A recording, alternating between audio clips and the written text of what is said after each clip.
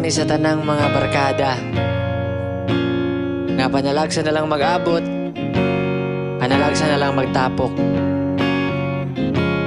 Hinaot no nga sa simpleng panahon, kamayng higayon, mag-aabot na budda.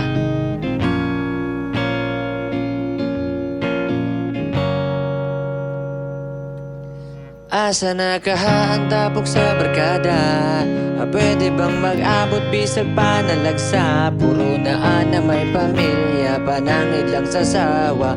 Atong iskutan ang kaagi nga sa una, mga panahong wala pa tayo